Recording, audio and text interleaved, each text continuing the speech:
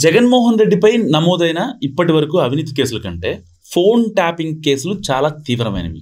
So ఈ విషయంలో కేసీఆర్తో పాటు జగన్మోహన్ రెడ్డిపై సైతం ఉచ్చు బిగిస్తోంది.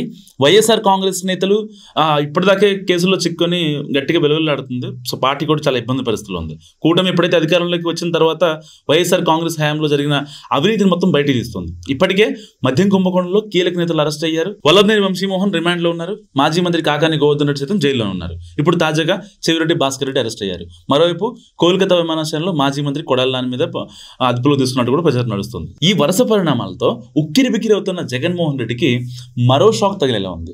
తెలంగాణలో ఫోన్ ట్యాపింగ్ బాధితులు ఏపీకి చెందిన నేతలు కావడంతో జగన్ సర్కార్ హస్తంపై కూడా ఇప్పుడు అనుమానాలు వ్యక్తమవుతున్నాయి. ముఖ్యంగా ఏపీ కాంగ్రెస్ అధ్యక్షురాలు షర్మిల, ప్రస్తుత సీఎం చంద్రబాబు, మంత్రి నారా లోకేష్ ఫోన్లు అప్పట్లో ట్యాపింగ్ గురైనట్లు తాజా విచారణలో తెలుస్తోంది.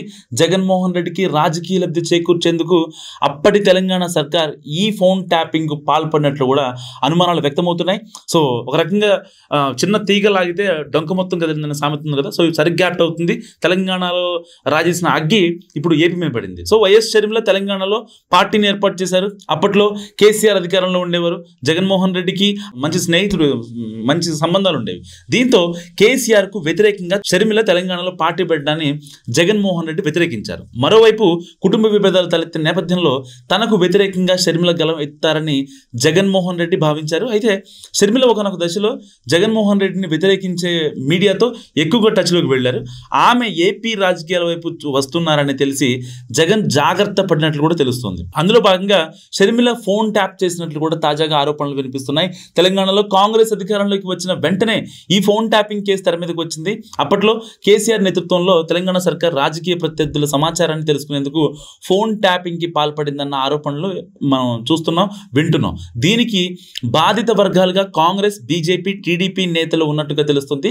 తాజాగా అప్పటి కీలక అధికారిని ప్రత్యేక దర్యాప్తు బృందం విచారణ చేపడుతుంది. ఈ క్రమంలో ఏపీలో జగన్మోహన్ రెడ్డికి రాజకీయంగా లబ్ధి చేకూర్చేందుకు చంద్రబాబుతో పాటు లోకేష్ ఫోన్లు ట్యాప్ చేశారన్నట్టుగా సదరు అధికారి విచారణలో వెల్లడించారు. సో అప్పట్లో జగన్మోహన్ రెడ్డి కోరిక మేరకు తెలంగాణ సర్కార్ ఇదంతా చేయించిందని తాజాగా విచారణలో వెలుగు చూడటం ఇప్పుడు సంచలనంగా మారింది. అయితే ఇప్పటి వరకు జగన్మోహన్ రెడ్డిపై నమోదైన అవినీతి కేసుల కంటే ఫోన్ ట్యాపింగ్ కేసులు చాలా తీవ్రమైనవి. సో ఈ విషయంలో కేసీఆర్తో పాటు జగన్మోహన్ రెడ్డిపై సైతం ఉచ్చు బిగుస్తోంది. నిజంగా ఫోన్ ట్యాపింగ్ అనేది తీవ్రమైన నేరం. గతంలో చాలా ప్రభుత్వాలతో పాటు నేతలు దీనికి తగ్గ మూల్యం చెల్లించుకున్నారు.